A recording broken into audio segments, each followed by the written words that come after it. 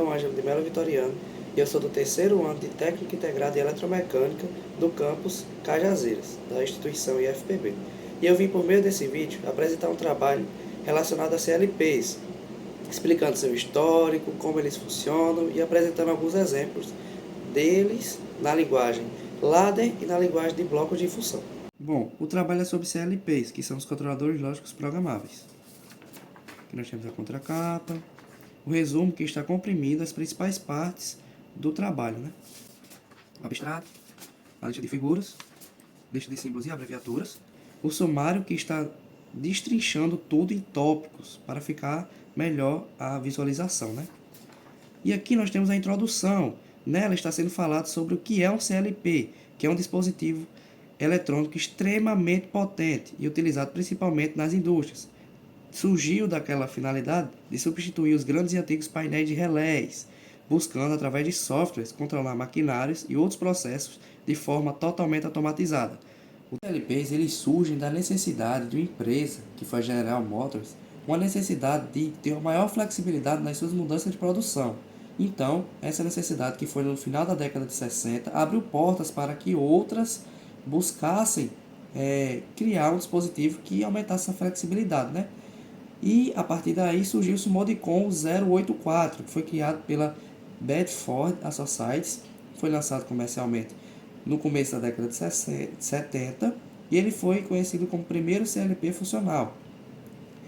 E a partir do primeiro CLP, os avanços tecnológicos foram permitindo que outros fossem sendo criados, e assim, consequentemente, a indústria fosse evoluindo cada vez mais com o passar do tempo.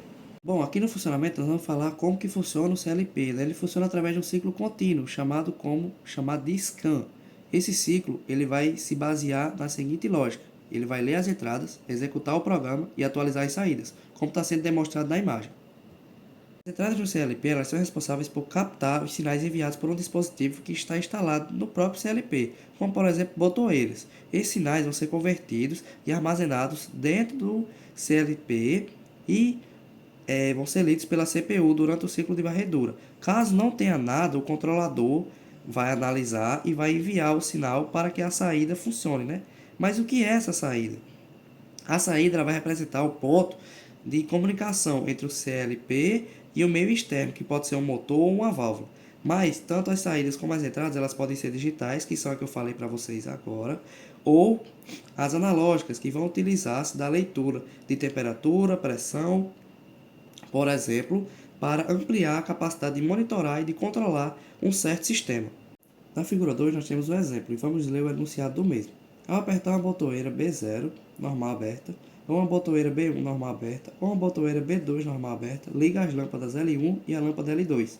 Ou seja, a partir daí a gente já sabe que as três botoeiras elas são do tipo normal aberta e elas têm que estar ligadas às entradas I4, I5 e I6 do CLP. Já as lâmpadas L1 e L2 elas vão estar associadas às saídas K0 e K1.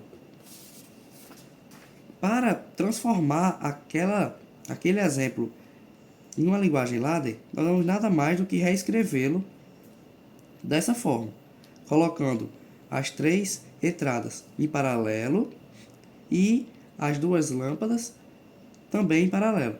E caso você teste esse circuito, você aperte um desses botões, você vai ver que as lâmpadas vão acender, assim como o comando da questão pede. Na figura 4, estamos apresentando outro exemplo, também de CLP, só que agora é na linguagem bloco de função. Linguagem essa que se deriva da eletrônica digital, representando operações lógicas, que são as entradas, as saídas e os procedimentos intermediários.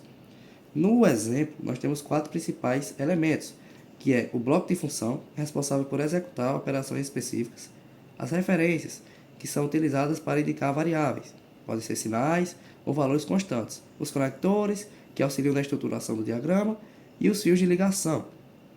E esse bloco de função, ele serve para criar uma análise individual sem comprometer o restante do sistema, a análise do restante do sistema.